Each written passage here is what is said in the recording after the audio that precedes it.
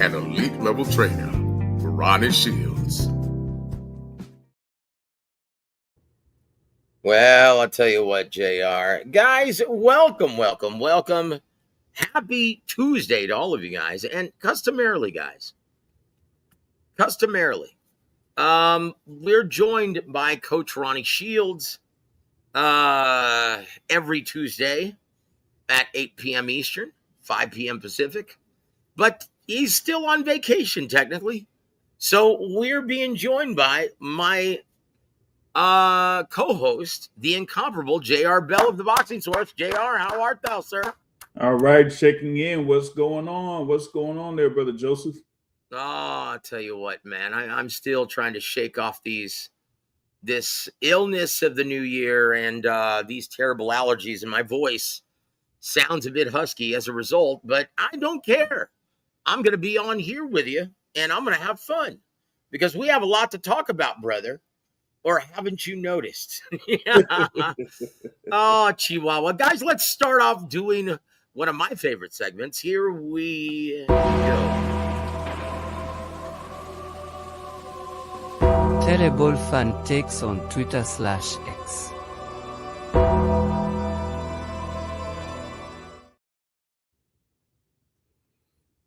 Oh, boy. Man. Oh, goodness. Yeah, tell me when you can see this ugly mug here. All right. Oh, there it is. You see, I wasn't lying, brother. Here we go. Are you ready for another edition of Terrible Fan Takes? And just before I press play, I'm going to put the golf ball on the tee and let you swing away, all right? I'm not going to say anything, and you just go off, right? I can see people saying, oh, let him move up to fight Earl at 54 and then just come back down. That could be good and bad. We've seen guys as great as Roy not look good when they come back down. But the Spence fight is a great fight to pass the torch to the next great American boxer. You know, Spence, he made Bud. You think Spence could pass the torch? I mean, listen. What torch does he have? Like, he made Bud. And historically, boxers, they could give Deshaun to at least 3 fighters. Like Oscar gave Deshaun to B-Hop, Pacquiao, and Floyd. Cotto gave Deshaun to Pacquiao, Canelo, and I guess that's really it. So you like the Spence fight better than the Pacquiao fight? Fuck yeah! What? Why? Listen, Pacquiao's old. He's 47. Do you not see Earl could put a story of 2 pairs of gloves on his story and the world go crazy? That man's fan base is huge, man. Okay. Yeah.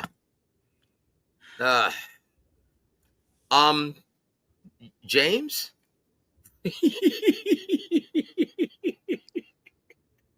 Guys, now, first of all, that's the boxing voice. Not to be confused with the boxing source, which I have right here in the queue. So, as you were, James.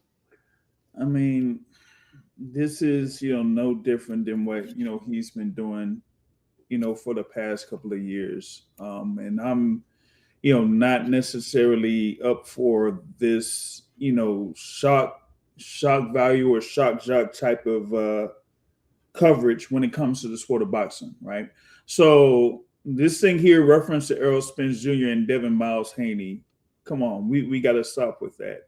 I don't even think Bill Haney had Errol Spence Jr. on that list that he was talking about that he put on Twitter/X or whatever it is, right? So Errol Spence wasn't even in their radar. That's number one. Number two, why would you say that Devin Haney would need somebody to pass, the torch with when you had it happen when he fought Vasily Lomachenko, or you could just have him define himself within the welterweight division itself? He doesn't have to go up to 154. He just made it to 147 with his fight against Brian Norman Jr. So why not have him just stay in that glamour division of 147? And with Errol Spence, I'll be honest, man. Even a compromised Errol Spence Jr. gives Devin Haney fits because of the style matchup.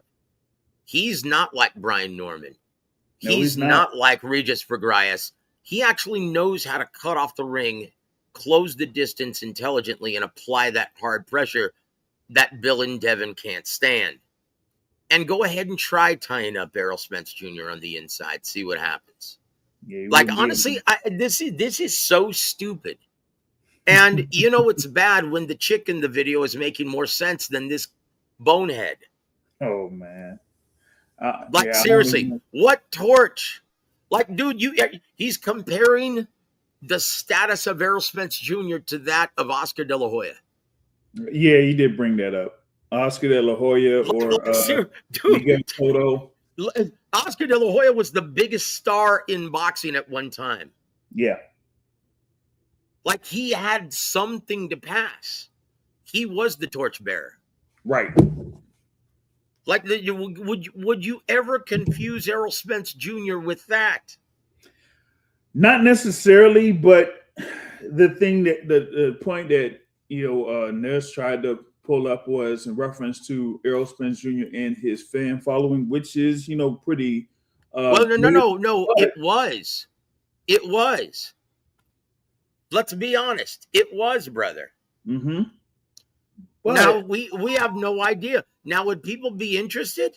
Would a fight between Errol Spence Jr. and Seabass Fundora make more impact than one with Keith Thurman? Yes, of course. yeah, But to think that Errol Spence Jr. is still that guy and still has that fan base, boy, that's like saying that Devin Haney is the big breadwinner. I'll put it this way: if he was really had that enough interest in that, regardless of what's going on right now, they would have had something up there, for Errol Spence to get back in the ring, regardless of his status, because the money would have been there for it if they really feel like he has that type of pull. Yeah, man. Honestly, dude, let's just move on from this. This is terrible. Guys, let's say hello. Shalom, sir. Good to see you, Hawker. And the Boxing Academic. Good to see you, my friend. Happy New Year to you, brother. What's going on? God bless you, my friend. Good to see you. Let's just go right into this, guy. Hey, we ain't ducking and dodging nobody. It's time for fact or fiction. The thing is this, Floyd. Yeah. Is this. Hey, I ain't bankrupt. Man, I don't know what y'all saying. I still live in a palace. I don't know what y'all talking about. Number one, the topic du jour, my friend. Okay. Anthony Joshua will definitely announce his retirement later this month, but we'll have second thoughts after Tyson Fury takes Wardley's belt later this year. Fact or fiction? Fiction. Uh-oh, which part? Might be both of them. I know the first part is. Come on, man. Wait a minute. You don't think Anthony Joshua is going to announce his retirement? From what I've been told, it's pretty much done. No. That he's not even thinking about boxing at this time. No. I mean, is it something you've heard or something you don't want to believe? I mean, I haven't seen anything directly from it, because if anything, I would have heard if there was something anywhere close to Anthony Joshua thinking about retirement or going into retirement. And I haven't seen anything. I'm just telling you what I heard, brother. You don't want to believe it, do you? Nah, I don't. Look, man. Honestly, I think all of us, because I know this to be true from people I've talked to that are very close to the boxing scene and very close to his camp, that he's not even thinking about boxing at this time. And you're not going to see him fight in February like originally planned. Well, yeah. He's not even thinking about getting into another camp with two of his very close personal friends who were right there with him in every camp. Mm-hmm. Like, he's not even thinking about that. He can't even imagine it from what I've been told. So if I can't even imagine him coming back this year. Now that I can't. Now that could be potentially the case, because and at 36, after that big Jake Paul payday, what does he have to prove? He's not trying to win another title. Nope. That's why he went after Jake Paul, and that's why he circled Tyson Fury on his criterion. on his syllabus. He's not thinking about Agit Kabayel. Dude, that big cracker, man, is too much for him at this stage of his career. He's not thinking of Usyk again. Nah. He's not thinking of Woodley. He's not thinking of a rematch with Dubois. Nope. So, brother, this is just putting the exclamation point at the end of the statement. He's going to retire, and I know this to be true. So, anyway, as you were. So, what about the second part? He'll have second thoughts after Tyson Fury takes Wardley's belt later this year. Fiction, because I don't even think, having a belt would really affect anything as far as like a fight between Anthony Joshua and Tyson Fury. Like, the fight would be big within itself. It doesn't need a belt. Yeah, but what if it had the WBO title? It would be considered. Look, in the immortal words of Evander Holyfield, one of the first interviews I ever did with Evander, he said this, look, man, if belts don't matter, because I asked him something like this 20 years ago, and he said, if belts don't matter, if the sanction organizations don't matter, why do I always seem to make more money when I've got one around my waist? I don't know. Maybe we could ask Santos Saul Alvarez Barragan when he decides to come back. Okay, well, you know what, brother? That's probably coming up in Fact or Fiction. I'm not talking about Canelo. I'm talking about the guy who he didn't want to face in his comeback. Oh. Yeah. Jose Iglesias. Yeah, that's coming up. That's coming up. In fact, let's do that now. Guys, we're going to revisit the Anthony Joshua story a bit later. Because I've been catching a lot of grief from this. And I'm like, look, just like I told you guys, Ryan Garcia was going to face Mario Vargas. I told you guys that a month and a half before it was announced. Guess what? It happened. And I'm just telling you what I know to be true. The guys that I trust, yes. So anyway, here's number 2. Let's do this again, because I like hearing this. Let's do it. Hey, we ain't ducking and dodging nobody. It's time for Fact or Fiction.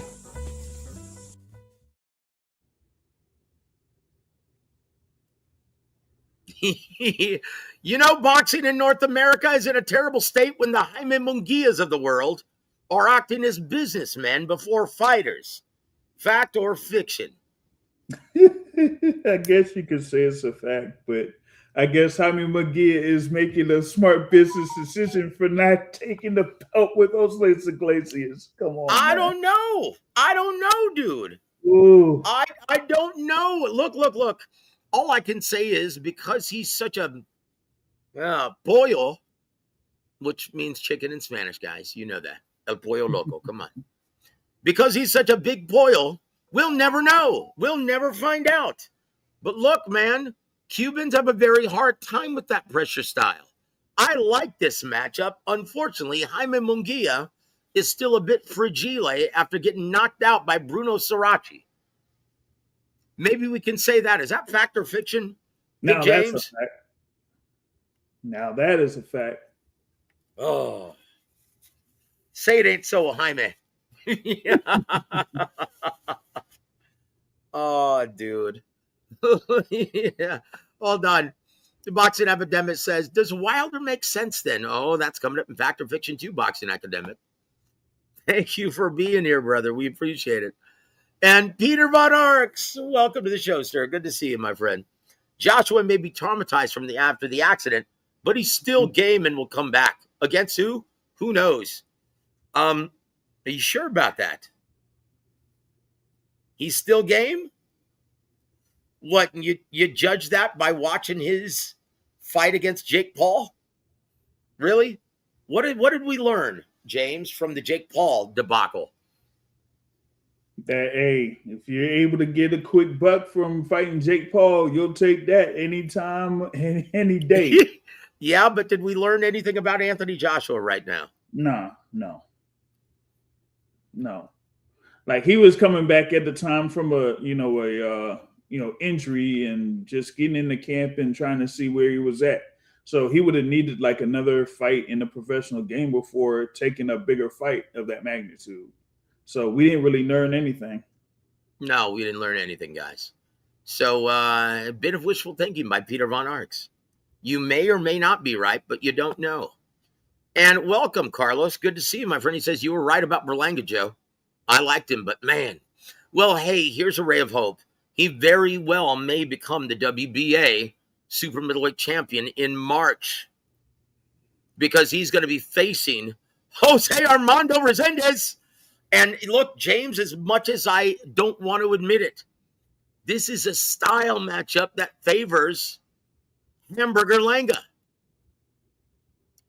Tell me I'm wrong, James. Oh, man. Yeah, it's You crazy. know I'm right, dude. Yeah, absolutely crazy, man. Yeah. Dude, your face says everything right now, brother. Oh, dude. Yeah. And as the sands, oh geez. Yeah, like sands through the hourglass, so is the world of boxing. Right. Hey, Jesus M, saludos to you, brother. Joe, has AJ confirmed he's retired? Apparently, I jumped the gun because no, he hasn't. And a bunch of people let me have it today. And I'm like, look, I trust my guys. And what they tell me is 95% correct almost always. So I jumped the gun. No, he hasn't announced it definitively, but he will. And I would bet my house on it. And if I'm wrong, I'll admit it. But until then, yeah, take it to the bank, guys. Oh, goodness gracious, Peter. Stop, man. Jesus says, Joe, how much toll does the crash accident take on AJ mentally and physically? Look, guys, he already wasn't the stoic mental giant, right, going into the Jake Paul fight. And that was Jake Paul. Dubois, remember his last real fight, he got face planted by Daniel Dubois in front of over 90,000 spectators. And wait a minute, who told you that was going to happen, Big James? Yeah, you did. Yeah. Anyway, guys, I think you all get the point. But look, you tell me, Jesus. You tell me, and from what my guys have told me, Anthony Joshua admitted this. This is weighing heavily on his heart right now because he gave his friend the shotgun position. He was going to ride shotgun. He said, no, you know what? You're new to this city. You're new to this area. I want you to take everything in. So you sit shotgun. How do you think that's how he's dealing with that emotionally, guys? Spiritually. How do you think his heart is feeling right now? How would you feel, Jesus? If you dodged the bullet, but you gave your friend the death sentence by sitting shotgun, how would you be dealing with that right now? Would you be thinking about boxing or anything else? Would you be, oh, I can't wait now to prepare, get a new team together and work on beating someone's ass, knowing that you should probably be deceased? Guys, this is a no-brainer, and I can't believe there's even debate about this. Boxing epidemic, yeah, you know, brother. Guys, we should all just stay out of his business and allow him to take the time that he needs, and my guess, it's going to be a lifetime. I know that I would be fragile in my heart and in my mind, and I wouldn't even be thinking about beating someone up in the ring. I'd think about life is precious, and I'm not going to waste any more time getting ready to beat someone up. That's what I would do. SSM says AJ might take the Fury bout and do it for the friends that passed away. You know, if he does do that, that's going to be way down the road. Probably not until 2027, when Fury's a ripe old age of 38. Yeah. Peter says, oh, Joshua will fight again. Yeah, just like the Green Bay Packers are going to win it all. I would feel distraught, and the meaning of life is to live for family and God. Exactly. All right, are you ready for the next one, my friend? Yep. Here we go. Yeah, we've only done 2 now. We're already 20 minutes in. What's going on here, James? All right, getting prepared for. I want to hear what you have to say about this one. Fact or fiction, Big James? Fresh Productions, Matthias's promoter, will lose well over $2 million this Saturday night. Fact or fiction? Oh man, it might be 3 million or something. Because man, that's a fact. Oh my gosh, dude. Ooh. Like when you don't even see, but I don't know. I'll just give an estimate of 15 seats ringside being sold at the Barclays Center, right?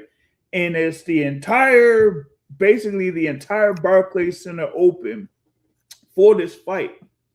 And yet you only got 15 or so ringside seats sold, and maybe even like 10% of the overall seats available for the fight sold. Man, yeah, you're gonna lose well over 10 million for this joint. Oh my gosh. And then they're paying pay-per-view.com $25,000 to produce this video. $25,000 for absolutely nothing. Nothing. Yeah, this is bad, guys. And the sad part about this, James, is I love this fight. Dalton Smith is a tough kid from the UK. Mm-hmm. And he's going to stand his ground and trade with the irresistible force, Subriel Matias. And this is for the WBC crown at 140. This is when they need to pull a Triller and say, hey, you know what? We're going to take back our purse bid. And we're going to scrap this. But you said something earlier. You said it's too late for that. Is it really too late for that? Yeah. You would have had up to, Saturday to do something. And, well, it's pretty much past that point. We're in fight week right now. So all the teams, all the camps, all the fighters are in New York. All of them are in New York. And if anything, if they really wanted to try something, I don't know why it wasn't the case, but this actually is something, because I forgot like what the price of the overall tickets are, but you know how things go when it comes to these boxing events and things like that, and how things are organized, whether it's at the top level or at the local level. And at some point in the local level or whatever it is, sometimes if you got an event that you're doing and you got a fight card and you got these fighters, you give these fighters a certain amount of tickets for them to sell, so that they'll be able to push tickets and kind of get money from those tickets, or a percentage from the tickets sold. It looks like they didn't even do that for this particular fight card. Like, you got a number of fighters that are within the area or from the area there, whether it's New York or New Jersey, that are on this card, and it's like you don't even see like support that would be coming from those people or something like that. You know what I mean? Yeah, this is terrible, guys. This is, oh man. Like I said, this is going to prove to be in front of about 500 people, maybe max, and I'm being nice. This is going to be a fight of the year candidate, because I can't imagine Dalton Smith wilting until maybe the mid to late rounds. Like, goodness gracious, dude. Yeah, this is bad, guys. All I can say is please support this on pay-per-view.com, because these guys are going to take a bath. Please don't steal this one. Please purchase this one, guys. Oh, my gosh. Or should we just say, hey, tough luck, Buster? When it was something where, you had the purse bid, and Fresh Productions won the purse bid, and they said, "Oh, okay, so this is what you want to pay for this main event? Okay, cool. Good luck." I actually think they thought that they were going to lose. They just wanted to do something Well, respectable for their fighter. yeah, but at that point, sometimes I think if you do have it to where like you do actually win, it's like, oh snap, we won. What do we do? What do we do? Do we try to make this fight, or do we just say, you know what, we can't make it happen? I would have chose the second option, like how you had the whole thing with Teofimo Lopez and George Kambosos Jr. when Triller won that bid for like $6 million, and it didn't end up having a fight. Yeah, but that was $6 million. They actually thought, hey, you know what? We're going to win this. If you're doing 1.8 million only, I don't think they thought they were going to win. I think they thought Eddie Hearn was probably going to at least bid 2.3, 2.5 on his own. Man. But they won. Hey, you made your bed. Now you lie in it. Yep. Oh, boy. Oh, well, man. Roll the bones. See what happens. Yep. All right, moving on, guys. We're number 4. Keith Thurman, Fact or Fiction, James. Keith Thurman and Seabass Fundora is still without another date for their fight, which more than likely means the fight will get scrapped. Fact or Fiction? Oh, man. That's looking like a fact. Unless they have something set for February, what I would say, 21st or something like that. But if not, tough luck, buddy. They ain't got it. They do not have it. Because if anything, I would have seen something by now. Yep. Given what's been rumored, there's been another event that's been planned, but it's for March. So Yep. If I don't see like anything that may happen for maybe what I would say by February 28th, then you ain't gonna see that fight happening. You mean just like the Lamont Roach Jr. Tank Davis rematch? Pretty much. Who told you that fight wasn't going to happen, guys? This has become a reoccurring theme on this channel, guys. Oh, man. It's that bad. Yeah, guys. Look. I don't just say this stuff just to say it, guys. Okay? I don't just say this stuff just to say it. Daisy, good of you to join us, sister. Hope you're doing well. The only fight I'm looking forward is Matthias versus Smith, and Navarrete, my favorite fighter, versus Nunez. Wait a minute. That's the Nunez fight at 135 for the vacant belt is not on this card, is it? No, I'm talking about Sugar Nunez versus Emmanuel Navarrete. Oh, okay. Oh my gosh, Emmanuel Navarrete. Is he still fighting, guys? Yeah, he's still a champ. Oh. Okay. I love me some Emmanuel Navarrete, but yeah, man. How much left does he have? El Vaquero. We'll see on February 26th. Okay. Oh boy, Emmanuel Navarrete. I tell you what, I love me some Emmanuel Navarrete as well, but man, look, in the immortal words of Eddie Futch, when you fight like Emmanuel Navarrete, you can have a short but glorious career. Let's hope for the best for Keith Thurman and Seabass Fundora. Yeah. Yeah, look, Keith Thurman, I can't believe we're still talking about him. He hasn't been anything since what? 2017, 2018? Well, since Pacquiao beat him? Yeah. Well, that was 2019. Yeah. That was 6 years ago, guys. And you mean to tell me that that Manny Pacquiao has made a comeback before Keith Thurman? Well, not necessarily. I mean, not technically, but, you know. He could have had the fight with Tim Tszyu, but well. Woulda, coulda, shoulda. Number Man, 5, Fact or Fiction, man. James. No, real quick, that's a bad what if for Keith Thurman, man. You go from getting back in the ring after an extended hiatus, and you do the whole thing in reference to being in Australia and walk into the ring to This Is America, thinking you have a fight with Tim Tszyu. Then you don't get the fight with Tim Tszyu. Tim Tszyu gets beat by Sebastian Fundora. You think you get that fight with Sebastian Fundora, and you don't get it in 2025, and you might not get it here in 2026. Man. Talk about tough luck. Yeah, well, the only thing that's going up right now in terms of Keith Thurman is his hairline. That's about it. Number 5, Big James. Yeah. Fact or Fiction, brother. Agit Kabayel will stretch the foul pole Damian Neva this Saturday in Germany. Fact or Fiction?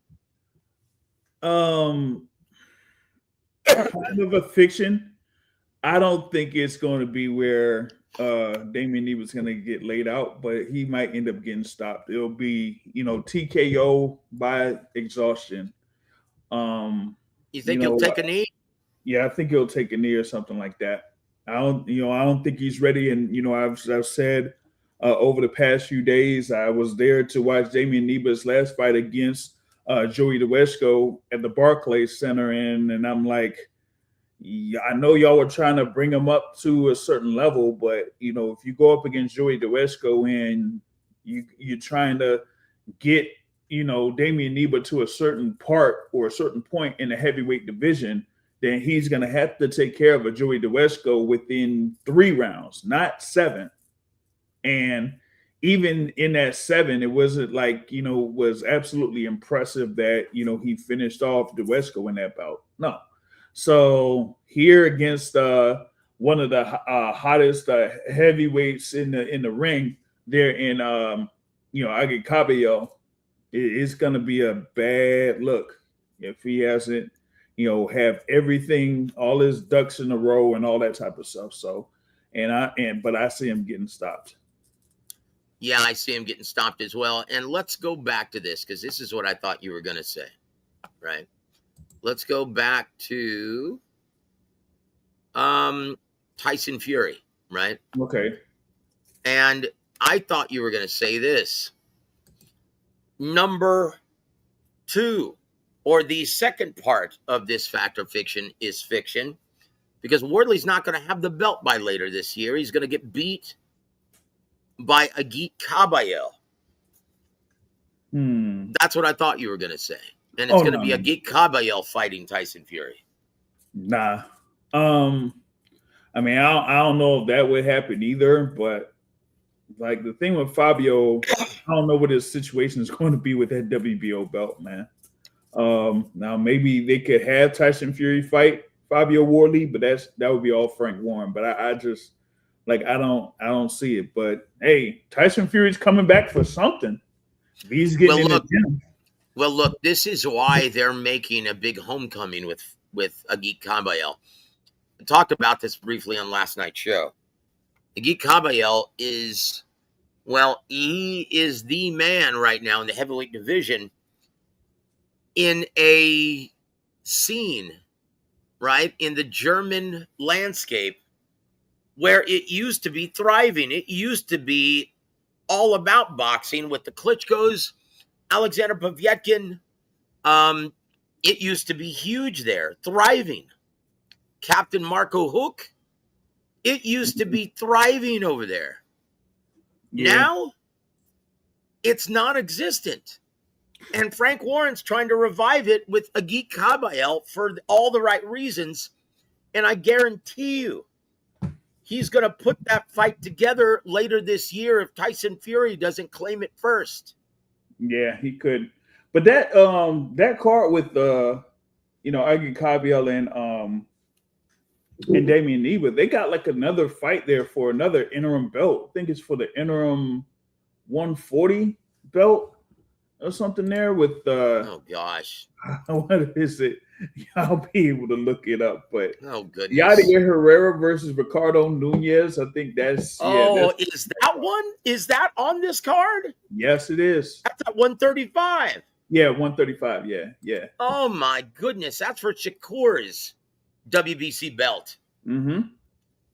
Oh my gosh, I knew it was coming up. Guys, come on, dude. Do the WBC, do they even think when they're actually mandating these fights? Hey man, I tried to see if I could have something in reference to this particular bout, reaching out to representatives within the WBC, but they said that they are holding off in reference to updates as far as their rankings until after this month. All right. Because of the fights happening this month. Well, look, in my opinion, Agit Kabayel, his future looks very bright. Right? First guy to knock out Frank Sanchez. Done. First guy to knock out Arslanbek Magmadov. First guy to knock out also the Big Bang Zhalezhang. Someone I'm forgetting also on his skins. Look, the future looks bright. His resume, as of the past 2 years, is very impressive.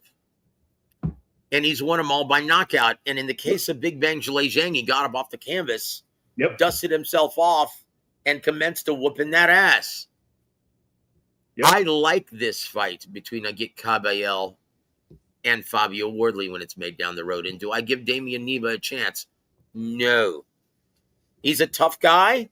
But he doesn't have enough crack in his shot to get the attention or the respect of Agit Kabayel. I'll put it this way. I've said it that I've been in attendance for a number of fights for Damian Neva. Like he doesn't have that necessarily the oomph behind his punch there when you have takes a lot of time for you to stop not only Joey DeWesco, but a couple of years ago, Curtis Harper. I was at the Prudential Center for that. So, yeah. Oh, boy. Let's move on, and you're going to love this one. All right. Don't tell Matthew. Alexander Usyk will scrap the idea of facing Deontay Wilder in the USA because no one will be willing to guarantee their absurdly high purse demands, except maybe Fresh Productions. Yeah.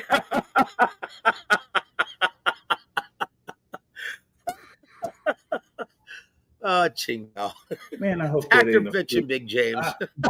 Man, I hope that's a fiction, man. I hope that's a fiction because, listen, I was calling that this fight was going to happen. I was calling for it. And theoretically, all parties involved seem to be on the same page, but they haven't yet started shopping for a TV date yet. And who's going to be the lead promoter? He's not working with Christchurch anymore. Yeah, but that's going to be the thing. Who is going to be the guarantee those purses? I can't imagine. Who? Yeah, because you talk about Las Vegas. Think about how much money these guys have grown accustomed to receiving. At minimum, $15 million. For each. Who's going to do that? No one. Guys, this is going to be fact. I'm pulling out my crystal ball right now. And fact, guys. Fact-ity fact. Oh, boy. Man, they talk about this fight. It could be for May, but not in the U.S. If it's going to be for whatever they may ask for, not in the U.S. I can see both men crawling back to Turkey al-Sheikh, trying to convince him of at least guaranteeing this for $10 million when they find out no one's interested in the American market. Fact-ity fact. Yeah, I know, guys. I'm telling you, when I saw that Fabio Wardley beat Joseph Parker, man, I was like, that certainly told me that Alexander Usyk wasn't going to be fighting no Fabio Wardley. So that's Nope. why I said if there's only a guy with the name left, it would be Deontay Wilder. But if they're gonna ask for what they could potentially ask for those for that fight to happen, yeah, good luck if anyone in the U.S. could be able to cover that. What Including promoter would be willing to stage this dog with fleas? You think don't Dana see White's going to TGB want in to put them up that kind of money? You don't see TGB and them doing it. Nope. Nope. You don't see Golden Boy. You definitely don't see Top Rank without any TV dates. They're pimping their guys out to everybody. Yeah. Who's going to do it? Times Square, Oh. baby. No, I'm just kidding. Carlos, yes, I did do my best KOs of last year. And I don't remember who I selected. I know Schofield was a candidate for that. He wasn't even a candidate for mine. Well, who did you pick as KO of the year? Knockout of the year was Brian Norman Jr. over Jen Sasaki. You know what? That was another candidate as well for me. But I don't remember who me and Rodney actually selected for KO of the year. The one that I had for like second place was Frank Martin. You know, with the Frank Martin with Old Man Rancis. Yes, that was another candidate. I had 10 candidates on mine, and I don't remember who I selected. Yeah, 10. I only had 5, man.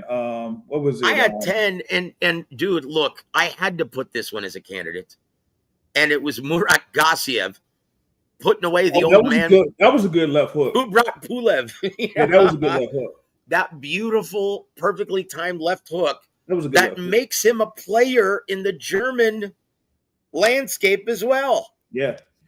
But that didn't make, I don't know why, but it didn't make my cut. I had the Dave Allen one. I also had Fabio Wardley. Hold on. Knocking out after losing the fight. Knocking out the guy, I can't remember his name. Hooney. Yeah, Justice Hooney. That was a candidate. That was a candidate as well. I don't remember who I picked, guys. All right, knockout. I had the Usyk Dubois as one. That's who I picked. It was Usyk versus Dubois. He made because of the impact in front of. Now, once again, guys, remember the stakes. This is for undisputed. And it was in front of over 80,000 at Wembley. And it was a Daniel Dubois who was brimming with confidence. That's why I chose it. And it was a perfectly timed left hook out of nowhere. It was beautifully, beautifully timed, perfectly placed. And it cemented Usyk as the man in the heavyweight division, beating all three guys twice, Tyson Fury, Anthony Joshua, and Daniel Dubois. Mm-hmm. That's why it made my KO of the year. So there it is. But yes, Schofield was one of my candidates. That was very impressive. Getting out Tevin Farmer when William Zepeda had all kinds of fits, getting him out of there in only 78 seconds, Big James. Come on now. Yeah. Gotta love that. Man. So here we go, guys. We're going to move on to number 7. Ryan Garcia isn't troubled. He's merely a darn fool. Fact or fiction? Fact. What do you think about Big James, him passing the lie detector test? He was on World Star Hip Hop with a lie detector machine hooked up to him. And they asked him all kinds of stupid questions. And they slipped this one in. They slipped in, hey, was the fight with Devin Haney, was it a tough fight? And he said no. And he passed. And then immediately following that, they slipped in, did you cheat in the fight with Devin Haney? And he looks at him, he goes, no. And he passed. And Bill Haney came on and said, oh man, here, let me pull up Bill Haney's comment. Because I want you to hear this, okay? And I want to speak intelligently about this. But while I'm looking this up, what are your thoughts? And once again, guys, I'm going to just play this because I spent a lot of time making this. I'm going to play this even though we don't have a... It's time for the BoxingSource.net Rapid Fire Q&A. Okay, guys, if you haven't already, please go bookmark theboxingsource.net. That's J.R. Bell's site. Great work, great job. And we'll talk about what you reported on your rumor mill a couple days ago, just after this. This is what Bill Haney said when he found out that he passed the lie detector test. He said this, and I'm quoting him on X: "The shame of Victorville. Ryan Garcia still trying to convince people he didn't plead guilty to using performance enhancement drugs is beyond nasty work. It's disturbing behavior. Is he all right?" Look, I'll be honest. Look, and what is Bill Haney? Why is he even concerned with this? Because Ryan Garcia, even though he's a damn fool and a doofus, he's been very consistent in making the claim that his supplements were tainted with ostarine, and he never took it willingly or knowingly. Knowingly, yeah. And he's been consistent about that. Was he guilty? Yes, the test is the test. And he served his suspension. So why is Bill Haney still even concerned with this?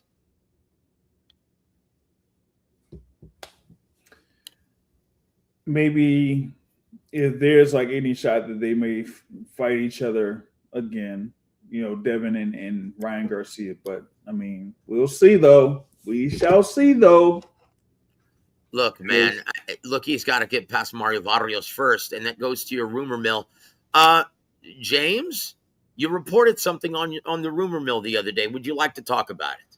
Yes, in reference to the fight between Ryan Garcia and Mario Barrios, that is for the WBC Welterweight Championship. Yes, it was made public by Ryan Garcia some time back that he, agreed to fight Mario Barrios for the date of February 21st, but it's looking like it may not happen on February 21st.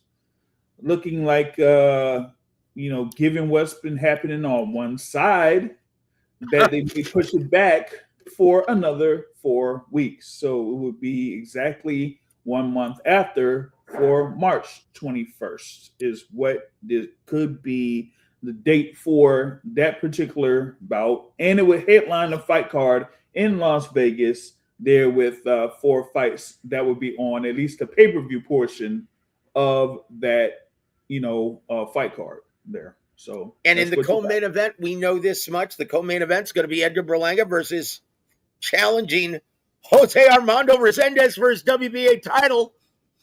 And then also on the card is going to be Gary Antoine Wursel versus the tough, heavy-handed Japanese fighter, Hirioka. And tentatively scheduled Lester Martinez versus the dreaded TBA, which I doubt will take place, especially if it's postponed. Yeah.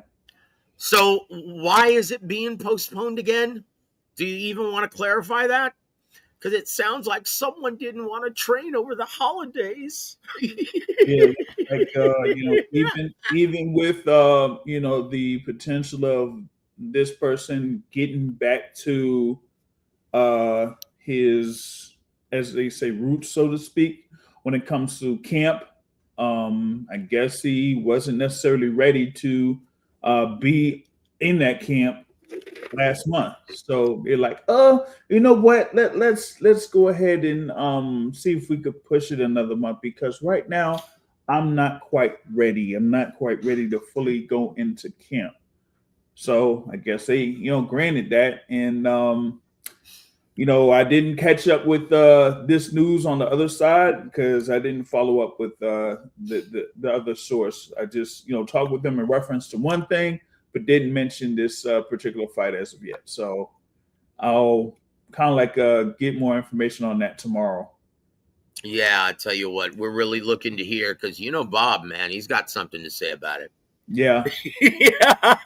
Let's just say that he's trying to lock down if one of his fighters is going to be fighting in Philadelphia, because they say that they're going to be fighting in Philadelphia, but as of right now, I don't see an opponent yet for it. So yeah.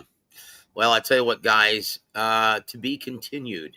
And we want to thank you for your reporting. James. We appreciate it, my friend. Guys, once again, if you haven't already bookmarked theboxingsource.net, please do it, because you get all kinds of insider information from Big J.R. Bell, a genuine insider and a guy who works his ass off, all for you guys. So there it is. Oh boy, here we go. We're at the tail end, brother. Here we come. Number 8, fact or fiction, brother. Raimundo Murataya will be one and done as IBF champ on January 24th. Fact or fiction? Some people don't say this, but I say it's a fact. ¿Por qué? Like, man, it's been some time that I've seen Raymond Murataya in the ring. Like, as far back as 2021, I think he had the fight in Mandalay Bay that was headlined by Crawford versus Porter. But yeah, since then he's kind of slowly climbed up there, and was eventually named the full IBF champion after Vasyl Lomachenko retired. Look, and speaking of Vasyl Lomachenko, James, remember on the co-main event of the Devin Haney-Lomachenko pay-per-view, Raimundo Murataya looked amazing. He knocked out Nakatila, a guy who Shakur struggled with.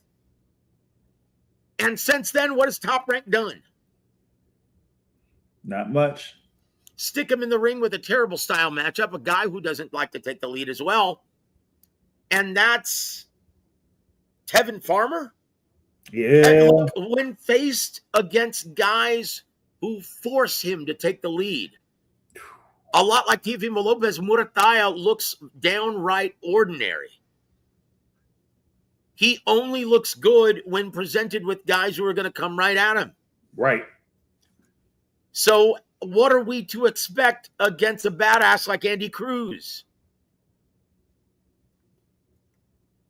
A guy who's never going to come right at him. He might end up getting frustrated. Either he'll get really frustrated or he could get embarrassed in the ring. I think both. And there it is. And there it is. Hey, brother Neverfold. Peace be with you, my friend. Praise to you, Lord Jesus Christ. There's my brother in Christ, Neverfold, man. Hey, are you going to be on H Money's channel tonight or whatever? Let me know when you're going to be on talking, because I've got a lot to talk about, brother. Just like I am right now. Bull Rider Game Farm. What a name. Good to see you. He says, I've got the boxing source on speed dial. Yes. Yes. Supporter of the channel there. So, yeah. There you go. More the merrier. Oh, man. Gee, Funky Boxing. I want my guys. Can you believe the MTV is no more? And I'm sorry, guys. I hate to break this to you, but it's been that way since the 90s.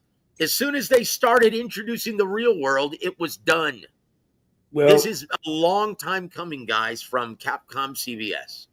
Or not Capcom. What's it called? Comcast? Yeah, CBS. Universal. Whatever. It's Viacom. CBS, Viacom. That's it. Yeah. Thank you. Well, I think there was a song that goes, video killed the radio star, but it looked like streaming music basically killed MTV. No, it was the real world that killed MTV. Damn fools. But yes, streaming killed the music industry, period. That's why they switched to the real world. Sorry, bastages.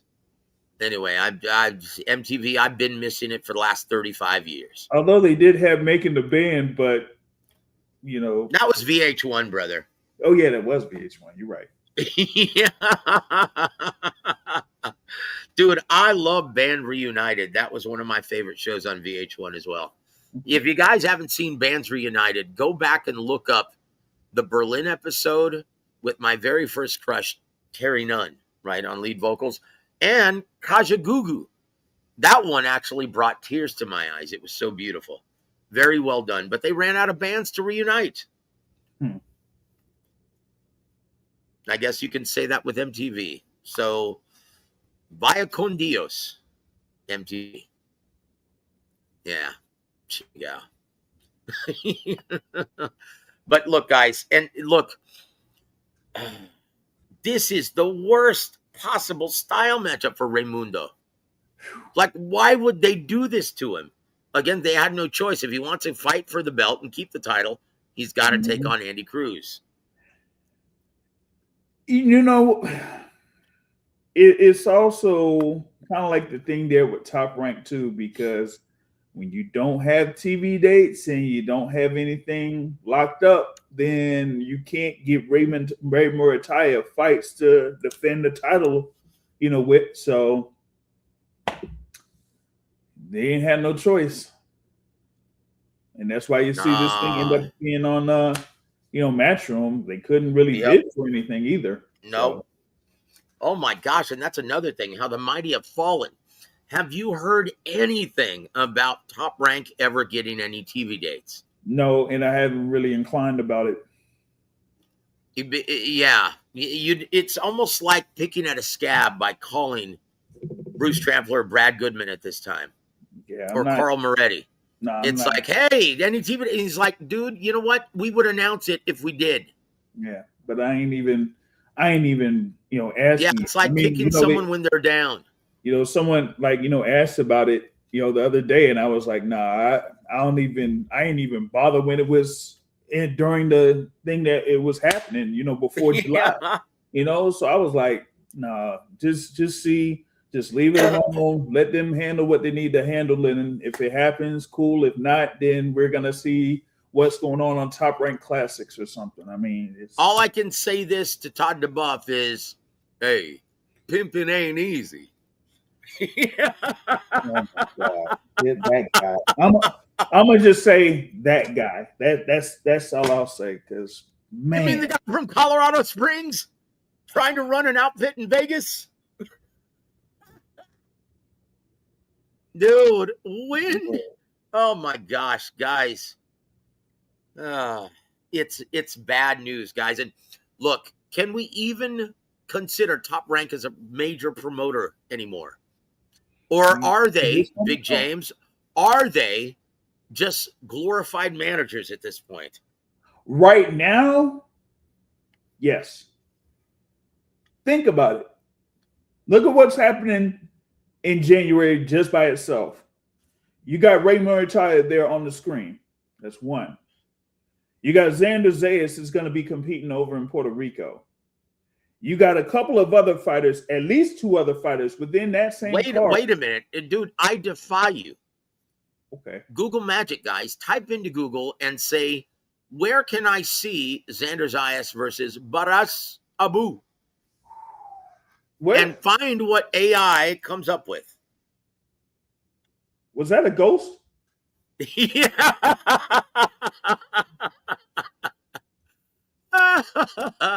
Guys, you can't. Where's this fight going to be seen? Where can we see this unification bout at 154? Yeah, it's that bad, guys. It's that bad. Come on, Top Rank. We expect more from you. So far in 2026, they're my leading candidate for manager of the year. How do you like that? Because they're not a promoter. No. So they're pimping out all their guys to the highest bidder. Wait a minute. Okay, so you had the thing with remember when you had Rafael Espinoza defend his belt against? Yeah, what was that in Mexico, right? In Mexico, and they had the thing on ESPN Knockout. They don't even have it picked up for ESPN Knockout. Nope, man, they don't. Yep, they don't. This is crazy. Yeah, dude, they'd be better off showing this on Instagram. TikTok, anybody? Oh, dude. Okay, this is where G Funky was going with this. Get your money for nothing and your chicks for free. Yeah, man, Martin Knopfler, one of the greatest guitar players of our era. The guy was a chicken picking fool, man. Heidel, welcome to the show, sir. Is Golden Boy going to lose their DAZN deal? They are doing less shows. The last show is in November. Look, they're doing a co-promotion with PBC in March. And I'm sure they have big plans for all of their other fighters. No, they're not losing their DAZN deal. They just don't want to. Look, from what I've been told by Eric Gomez, they're going to be planning several big events in the U.S. market without Turki Al-Sheikh. So I don't know if they're going to lose their DAZN deal, but they're going to lose Daddy Warbucks. And I don't think De La Hoya cares. I think he wants to go head to head with Cue Ball, Dana White. Mm-hmm. That's what I think. We might see what was it? Jojo Diaz versus Regis Prograis, that fight card that was in Chicago? Yep. That was beautiful. Might see more like that. Yep. I can guarantee it. Guys, look, and we're going to get Rick Glazier on Thursday, and he'll give us the skinny on the latest from Golden Boy. He's working agent with Golden Boy Promotions, doing a lot of matchmaking for them and finding prospects for them as well.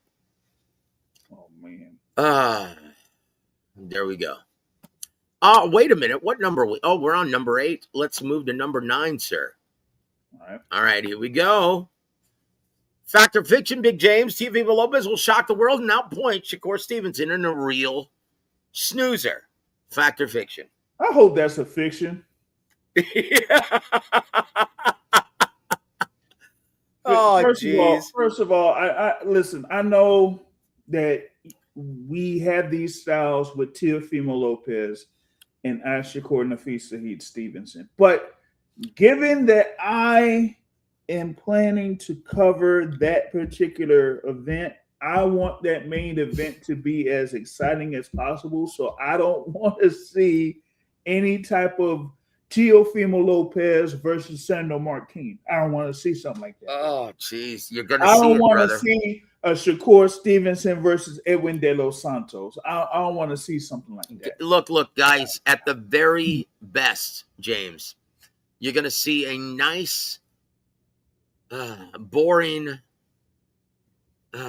day of light sparring in which they look like they're engaged in a fencing contest. That's what you're going to see. And you want to hear something funny? I can't disclose who revealed this to me, but it was someone who was at the press conference, staying at the same hotel. They woke up to get some breakfast very early in the morning, around 4, and they saw Shakur, Teofimo, both getting out of the elevator, talking about and going their separate ways, and said, "Hey, man, we're already selling tickets. Let's keep this banter up."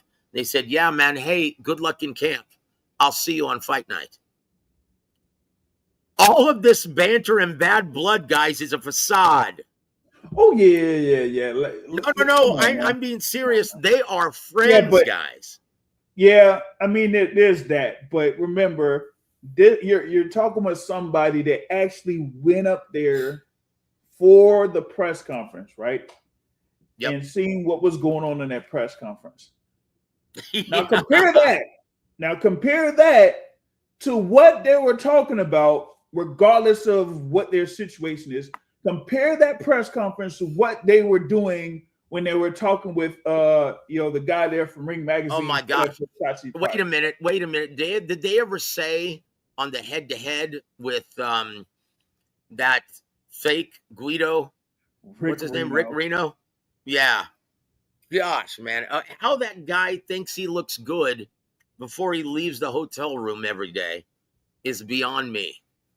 Ching Gao, you know he's single because no woman would ever allow their man to walk out that room dressed like that. And yes, I said it. But you mean to tell me during the head-to-head with Reno, he didn't say room 40? Room for these nuts? He didn't say that? Like, what is wrong with Teofimo Lopez? Does he actually think that stuff is funny? Yeah. That's a good question. In reference to Zuffa boxing. And dude, it left Shakur dumbfounded. He's like, pause, dude. Man, I don't even know how to respond. Yeah. Like, what are we doing here, man? It's like, dude, are you still in the 8th grade? And hey, don't forget that trick he pulled on Keyshawn Davis when he was in New York. Right. This guy is a clown. Like, he's neck and neck with Ryan Garcia, I think. Could be. And I don't think I'm wrong. Refugio. Here, listen to this. Here, listen to this. I saw that. Oh, come on. Oh, Ching Gao. Well, look, at least Rick has a wife who dresses him more respectably. You can't say the same thing for Rick Reno. Ching Gao. I think he's, wait a minute. G Funky, who was the gay member of the Sopranos family? I think that's Rick Reno. Oh, Ching Gao. He's nowhere near cutting promos like the Ultimate Warrior. Yeah. You see this shirt too with the wrestling. Yeah, Rick Reno. That's his new name. He's Vito. Yep. Dressed in leather at the Blue Oyster Bar. Hey, shout out G Funky. He nailed it. Yep. That's it. I mean, come on, man. Like every time I see him in the press conference, he has that same look. I'm like, come on, man. This ain't the 1950s in New York. And gosh, you know what, dude? Rick Reno, that guy's Vito, man, from The Sopranos. Dude, just put it away, dude. Just put it away, brother. The only thing he seems to be putting away, man, are the pizzas. Ching Gao, man. That's all I'm gonna say. Yeah, man. Maybe he.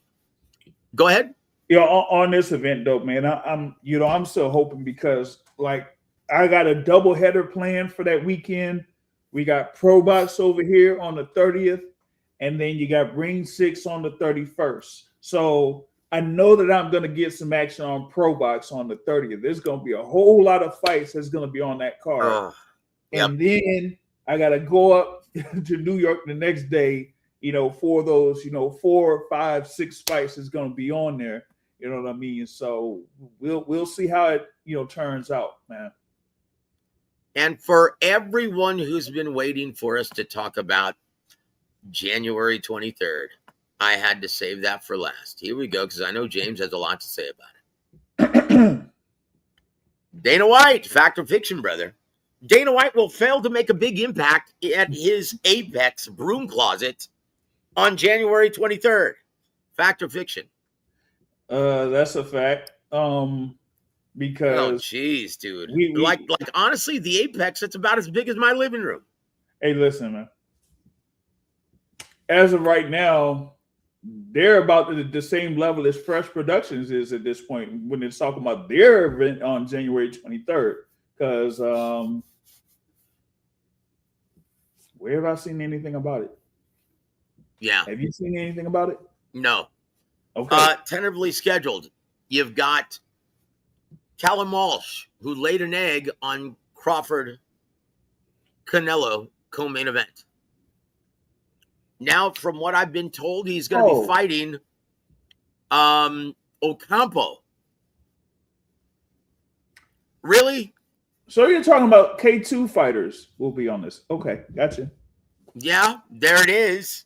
There it is. Beggars can't be choosers, brother. And then you've got Rayo Valenzuela against, from what I've been told, the dreaded TBA. And who else?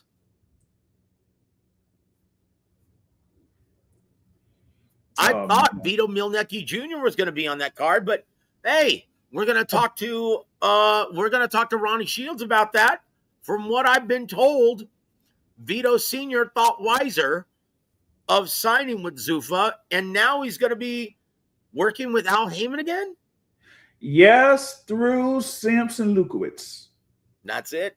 That's it. But I thought Dan Rayfield said that Vito Milnicki signed with Zuffa boxing. Well, Dan Raphael's always wrong, brother. You know this. You know what, Joseph? I'm right all the time. Yeah, only when you're at Golden Corral Buffet, fat boy. Hey, quit hogging the mashed potatoes, Holmes. Did I ever tell you that one story? It was in the media room where they had the spread PBC, and it was on the undercard of I think it was Probably which was some card was time it? back then. I don't, but yeah, It was PBC back with it was on the undercard of Adrian Broner versus Marcos Maidana. Oh yeah. And I was sitting with Ness, and I was sitting with Banner Promotions. What's his name? Artie Palulo from Philadelphia. Mm. And I was also sitting with my friend Mark Livitz from Houston, Texas. Now resides in Austin. And Dan was by himself, hating life, eating a Caesar salad. And this spread was decked out back when PBC had a ton of money. And so we had steak medallions. We had fettuccine Alfredo, cheesecake, mashed potatoes, Still had that? big ziti. Like they really stacked it for us, guys. And it was amazing. And I was like, and Artie Palulo was the first one to point out, hey, look at Dan. And I, of course, right? I said, hey, Dan, how's that salad? Is that working for you, brother? And everyone's just cracking up, and he's like, Fuck you, Joseph.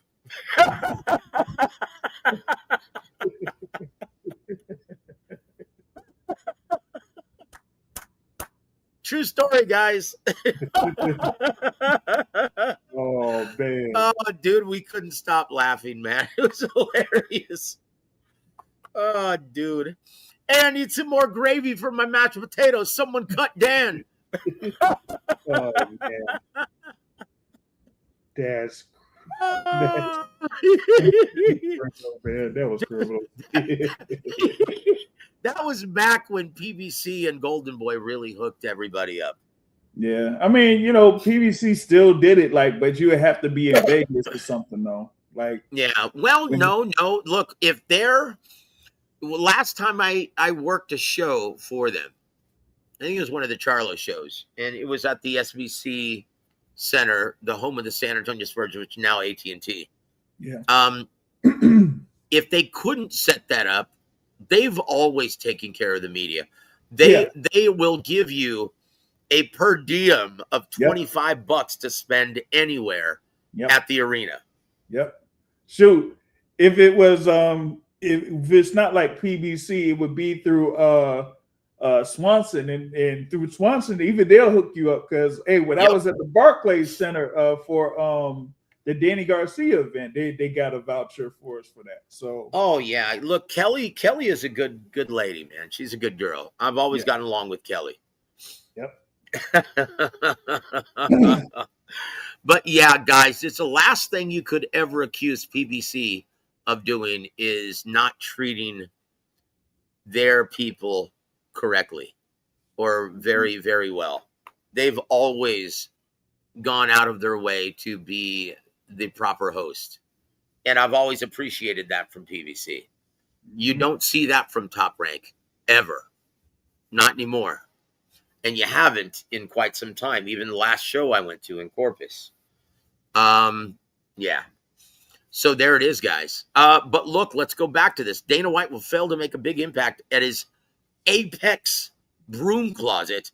Dude, like that says it all. They're not even interested in selling tickets anywhere. They're staging it at their COVID arena. The Apex. Like, what are they going for here, guys? I have no idea what they're doing with that.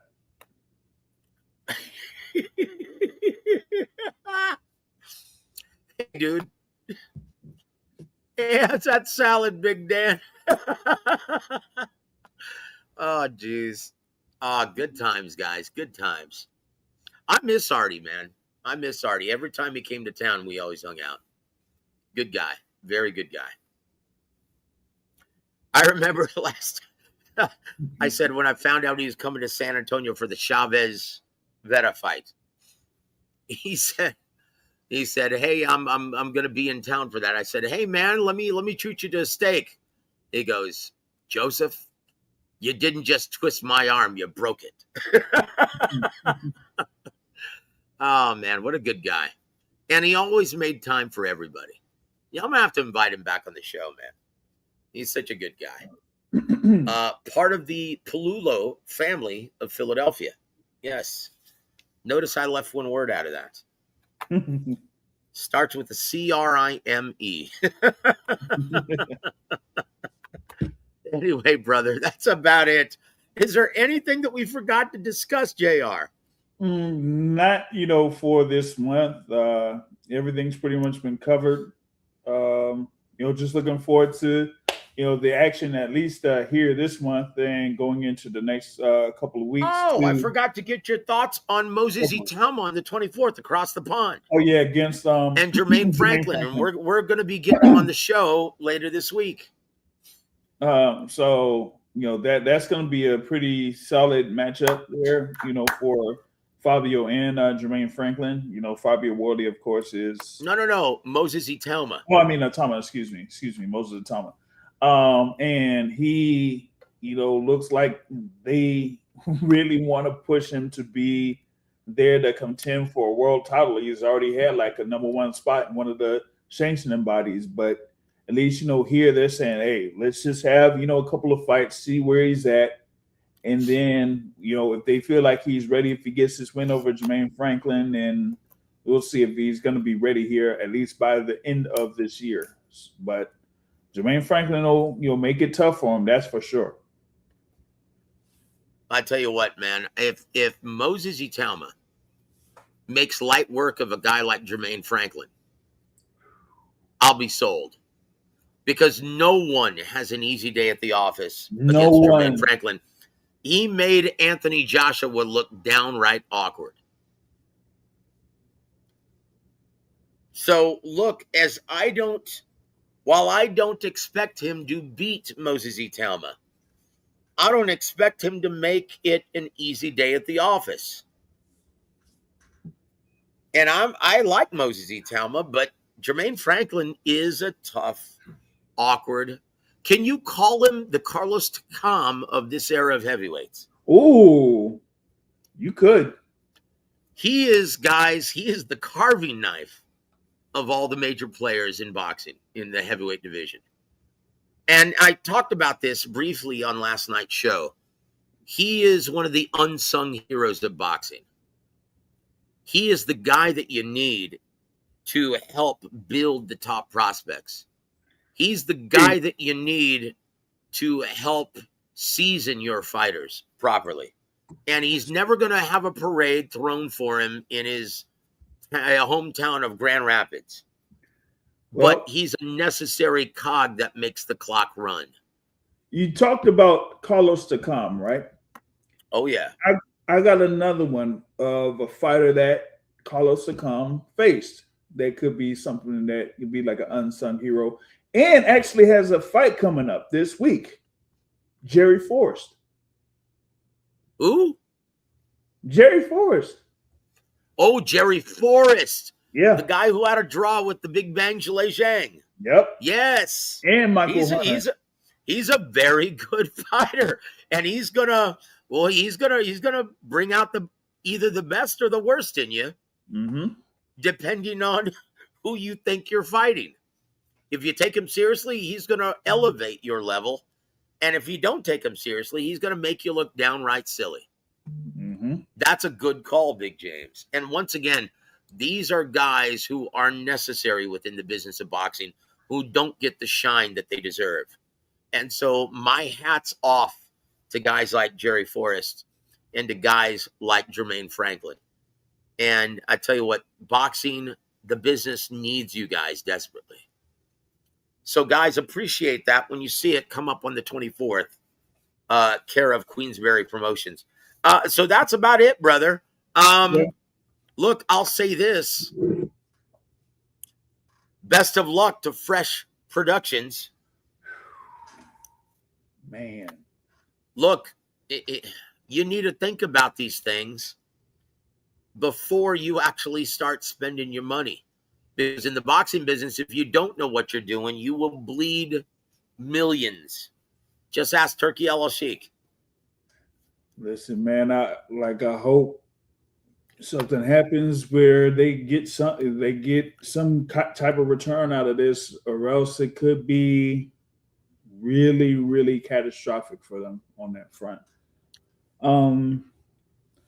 Like I said, as always, shout out to Joseph here. As we're able to join in for this particular edition of War Week Boxing there and Fact or Fiction. For next week, we see if we'll have the coach back, and also see if we have a special guest invited for that particular show.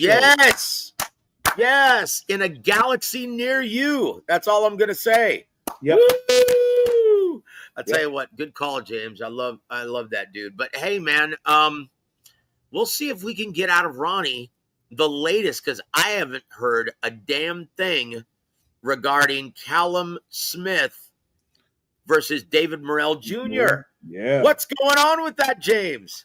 Man, I do not know. And like I said, I reached out to some reps in the World Boxing Council, but didn't get anything for that. So hopefully we do get an update from the coach on next week's show.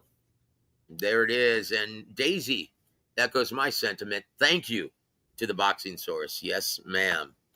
He's always a plethora of good tidings and good cheer and very, very pertinent information. Guys, on behalf of James from the Boxing Source, I'm Joseph Herron. You've been listening to War Week Boxing. Have a great evening, everybody.